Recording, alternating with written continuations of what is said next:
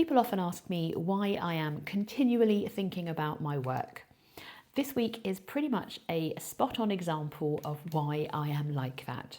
I have a pattern releasing and there is a kit to go alongside that pattern. There is also a video tutorial to help people complete their bags, and there are all the associated listings to go with that. On top of that, I've also got a yarn show where this new kit and pattern will be available. So not only do I have to try and fit my usual stock into my cart, there are new products that need to also be fit in at the same time.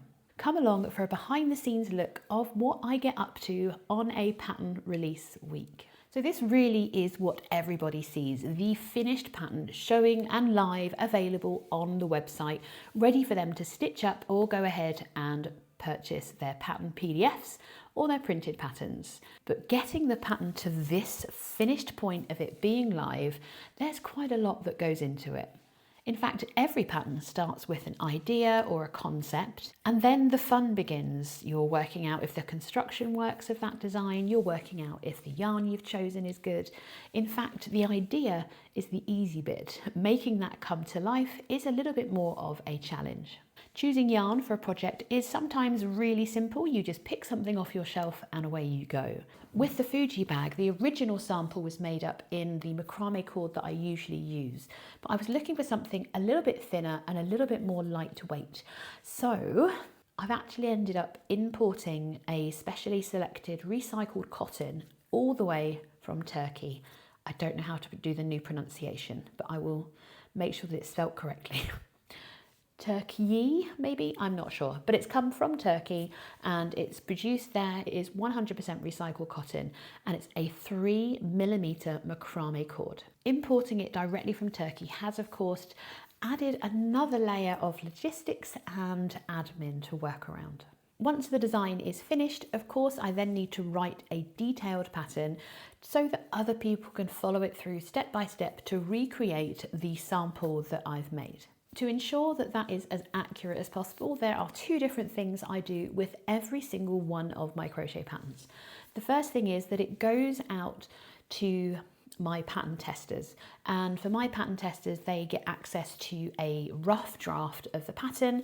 They stitch it up and tell me all my errors, all my mistakes, and help me decide which bits need to be clarified, if additional photos need to be included, or if a video tutorial is needed to show that detail even more. My pattern testers are pretty much exceptional and they really are so detailed in their feedback.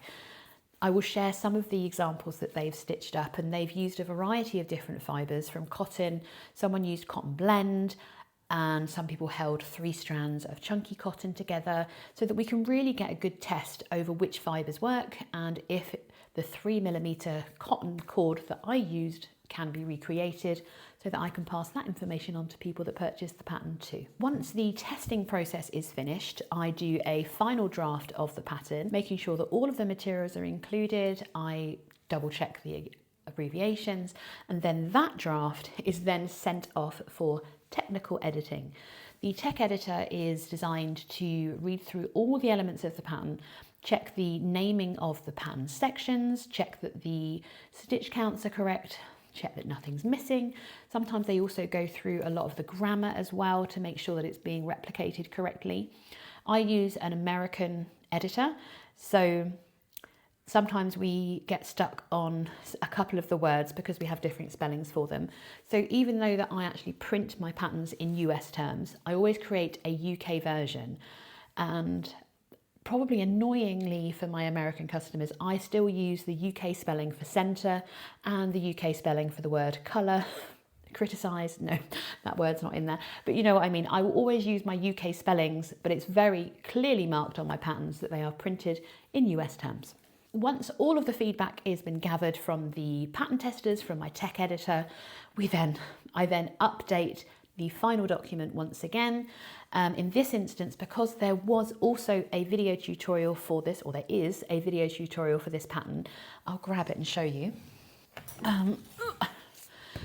I also make sure that a link to the video is also included in my printed patterns wherever one is provided. I think from someone who purchases my full colour professionally printed versions of my patterns. It's just a little extra bonus when they're purchasing those patterns. The links are included in the downloads as well, so they're there for anyone who needs them. Once I have the final edit back, that is when I will film the video tutorial to make sure that everything in the pattern tutorial and the step-by-step tutorials are as accurate as possible. Filming is one thing, but editing actually takes so much longer than people expect. For this pattern, I started out with about 2 to 3 hours of raw footage of me filming the bag and making the bag step by step. And one of the editing processes is getting rid of the chunks or speeding up the sections where I am crocheting the same thing you are. Every single mistake, if the camera angle isn't 100%, all of that needs adjusting. Every section needs to be reviewed. While I'm editing, I also make note of the chapters within the video. For YouTube, I like for people to be able to go through section by section. When someone's purchased the pattern, they might have got to a section they're not sure about. Perhaps in this case where we're attaching the back panel to the front and they just want some help to make sure they're lining it up correctly. You can jump through to those sections on my videos because they are clearly labelled in the timestamps. Another job, but if I get it done at the same time as editing, I've got the information ready for when I need it. That video then, of course, needs to be uploaded to YouTube to ensure that I can add subtitles and I can make it accessible for as many people as possible. Once that video is uploaded, I do all the things, create a thumbnail to try and encourage people to come and watch, like you've clicked today, and of course, insert a description, make sure that all the links are there. At this point, usually the links aren't even available because that's the next thing we need to do when we're releasing a pattern. This generally tends to be the bit that no one really shows, especially the admin side of pattern releasing. This can include the listings on my shop, the listings on Ravelry and adding the pattern to Ravelry for people to purchase there. Etsy, if I am adding, although I don't tend to add my new patterns to Etsy anymore. I need to create a blog post to tell people about the pattern and in this case the yarn and the kit. And then of course there is the printing. At this point the pattern is still not available. This is all behind the scenes and all before this live date. Everything needs to be ready to go at the same time and will be scheduled. So I need product photos, I need finished photos, I might need tutorial photos. I need to create an email to send out to people to make sure that they're aware that this new pattern is launched, and of course all the social media posts too. All of this work before anyone is kind enough to select to purchase this pattern. So while I've been working on all this different kind of work, I've also been getting ready for a yarn show. This weekend I am heading out, well, it's going to be past tense, I will have been, and I'm filming this on Wednesday. This weekend I am heading out to the Wool Monty and I'm very excited. However, at this stage of the week, I literally have stock all over my house, and because there have been so many new things coming, I have more stuff than I normally would. It's almost like my house has become a temporary warehouse at this point. I have tried to find a solution to fit more into my car. If you've been following me for a while, you know that this is not my first yarn show. And I have been following a bit of a car accident a year and a half ago, just over a year ago. I'm very wary of overloading my car. Actually, at the time of the accident, I didn't have any stock in my car, but I like to be able to see all around me. So I don't really want to block my back window. I have a car and it is a generously sized boot. I have a Fiat 500L. So it's not small by any means, but it's also not huge. So my hairdresser found an amazing solution while I was chatting to her the last time I was there, and it's called a roof bag.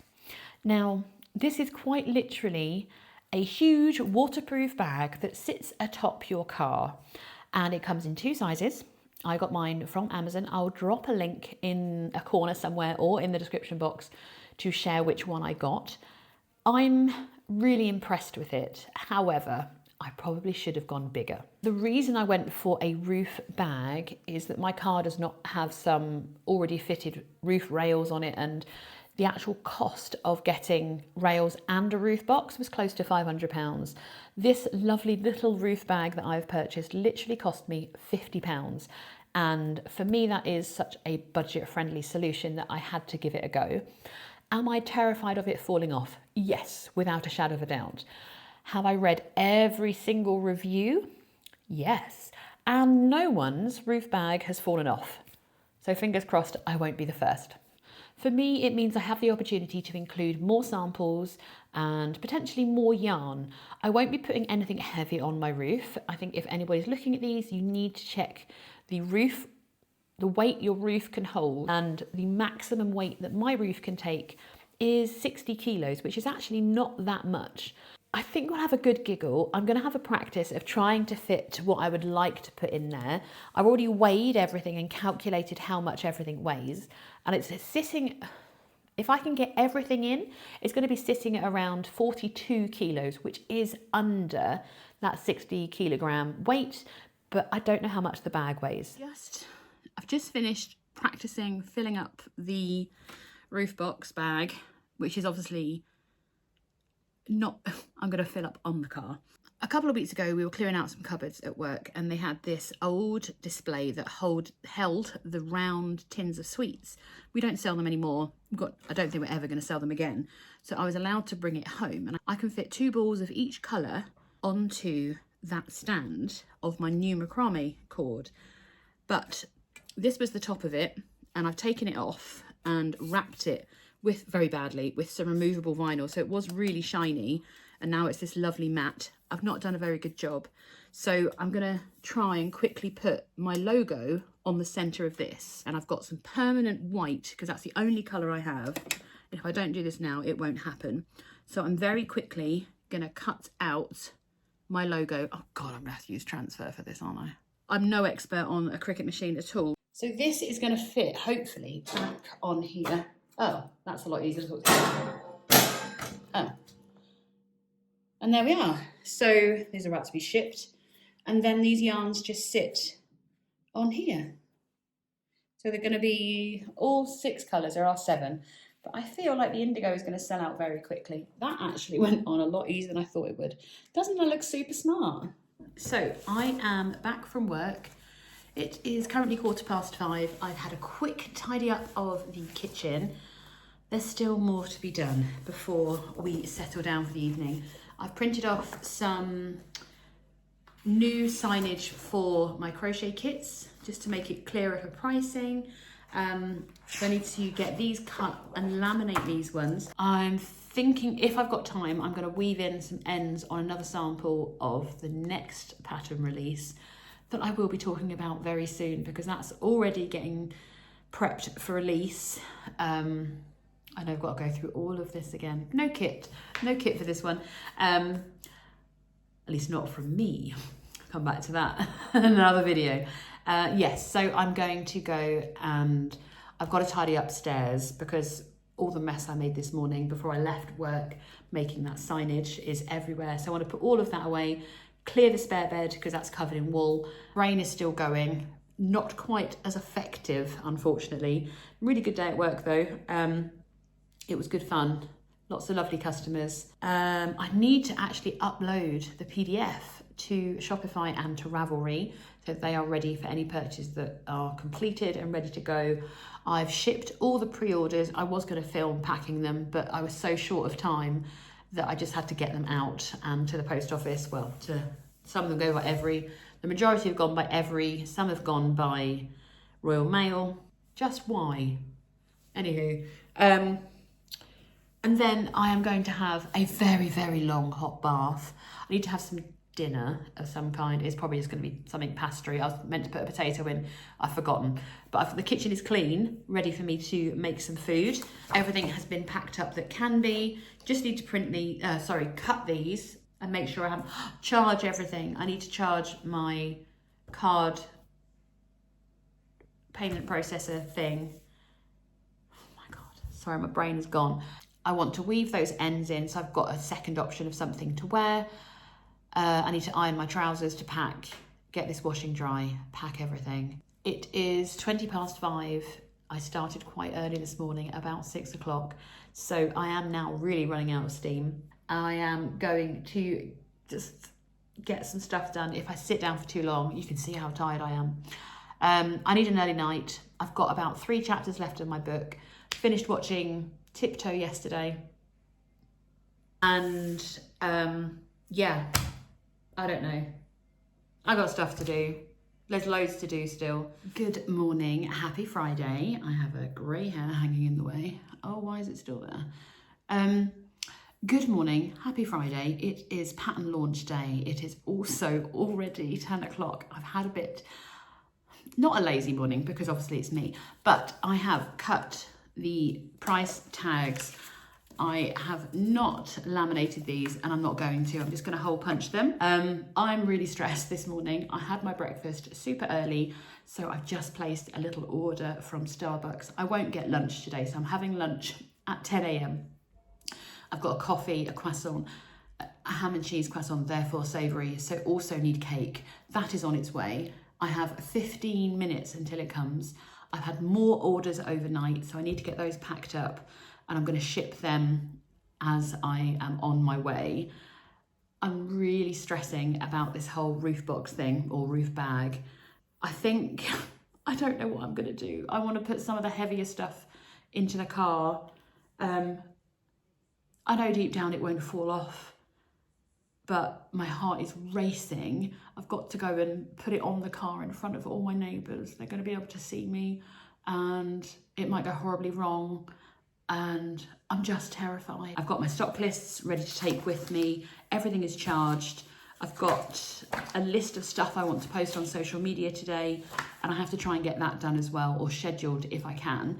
I can actually tell people that the pattern's launched. Everything is live. The blog post I need to check has gone live at 10 a.m.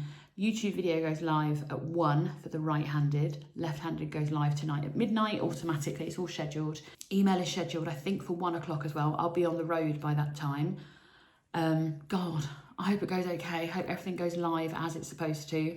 Can't even think about it right now. I've just got to get on with things and get the car loaded. This is one of my favourite parts of any yarn show is seeing my stand come together. It's hard to believe that just a few hours ago, all of this was packed into my car, and now it's finally starting to come together as a beautiful display. This week's been so busy alongside preparing for the Wool Monty, having everything ready for the pattern and the kit to launch for the Fuji bag. This week has really been one that highlights just how much goes into running my crochet business. And now comes the fun part.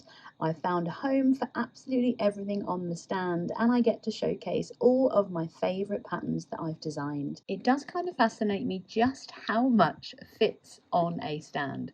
So to give you some perspective, this is a 3 metre by 3 metre square that I feel like I have crammed full of all of my samples, all of my products. Apologies for the lighting on this video. It's a lovely dark room at the Wool Monty, but it does mean that the lighting isn't always the best on the stands. I am absolutely loving how my yarn looks on that little branded stand that I created very last minute. I really love having lots of accessories that people can use and make use of in their projects, like these beautiful folding scissors. The rose gold is just beautiful, almost look like a pair of glasses there really. But having all of this beautiful yarn does mean that space is a little bit tight. I was very excited to see that Maggie and Me has launched their very own double knit 100% recycled cotton. You know how passionate I am about the softness in their chunky yarn that I use for my easy linen bag, and I've got a couple of balls to do some swatching with and play around with their double knit as well. Here is me all ready for day one at the show, wearing the next pattern to be released. This is the Velouria lace top. My goodness, I love it. And this is it stitched up in some beautiful hand-dyed cotton wool blend from Knotted by Nish. And one of my pattern testers decided to come along and say hi, sporting their very own version of the Velouria top. The show might be over, but the work isn't finished just yet. I ended up having quite an early start this morning because stupidly I booked my dentist appointment for 8 a.m. this morning, and then I had my oven clean scheduled as well. What an exciting life. So since then the car has been unloaded. It's funny to think how stressful it all was trying to fit everything into that roof bag that I probably won't be using again anytime soon. I may even send it back because it did move, just to warn you. However, it was a good solution for an emergency situation. I don't think I'll be using it to drive up to the North East Wool Show, which is all the way up in Newcastle, because that's a much longer journey. I stopped at least twice to check whether or not those straps on that car were still secure. It moved, it shifted, didn't fall off, but I don't know if I'm that confident to use it. Now, normally when I'm unloading my stock, it goes back into a storage unit, which is nice and secure, but we have been having a little bit of a problem for the last month or so, and that is that the lift has been out of action. Now, I'm very fortunate. My husband was home today, so he got to carry everything up the stairs because the lift is out of action. Very annoying and frustrating that it's been out of action for so long. And obviously later on he's going to be flying out of the country again, so I'm going to have to make sure that everything's in the house because I'm not strong enough or fit enough to carry it up the stairs, unfortunately. I thought it would be really nice just to talk about some of the amazing people I got to meet this weekend. I'm going to share with you a bit of a selfie that we took right at the end of the show when things had quietened down a bit. I gathered as many of my stand neighbours around as I could and took the ultimate yarn show selfie. The biggest highlight for me at yarn shows will always be the opportunity to meet people in real life. It could be that they turn up wearing their very own cable and crossed cardigan, as shown here in Nordic Noir. It could be spotting people that I've caught up with at different yarn shows, meeting new people and having conversations that encourage them to try out a new pattern. Another highlight has to be meeting people that are following along online and this is their first time meeting in real life. I will mention Michael, who I met outside of the show before it even begun. We did have a very quick catch up and he was showing me some of his projects that he's been stitching up. So if you're watching again, Michael, hi. It was nice to chat about my holiday for those of you who had watched the behind the scenes of me in Marrakesh and on my balloon ride. So I really appreciate people coming to say hi. It means so much to me. The show itself was so much fun and as always super welcoming. If you are someone that's not ever attended a yarn show because you're concerned about feeling out of place or like you might not belong, you might be someone like myself who's possibly on a spectrum or something like that, please rest assured that this is an inclusive, welcoming space for everybody. Most yarn shows are, in fact, but this one for me is super special with the quiet room. The organisers of this show really do go all out to make sure that we are as comfortable as possible and that our show goes as well as it possibly can as well, and I'm forever grateful for them. It is really quite interesting for myself looking back at what's gone into this week of getting the pattern over the very final finish line, reminiscing to myself about all the work that's gone into getting this pattern ready, looking at the samples that my lovely testers have stitched up. It really has been really interesting, and I hope that you've not been too bored watching some of my ramblings. Having the added luxury of attending the Wool Monty this weekend as well has just really been the icing on the cake. I do want to shout out Knotted by Nish and Ethel and Joan because they were my besties this weekend. We had dinner every night and they kept me grounded when I was a little bit stressed. Most definitely, running any form of creative business does mean that the to-do list never really ever gets finished. And excitedly, knowing that it's only a few weeks' time until the Midlands Wool Show in Wolverhampton, I hope that you'll get a chance to come along to that one. And I really hope that you've appreciated that a yarn show isn't just an amazing weekend away, it's an opportunity for us to come together and to be a part of this amazing crafting community. A huge thank you for joining me and finding out more about the behind the scenes of my creative business. I hope you've enjoyed it. Make sure you have hit that like button and I will see you very soon in the next video.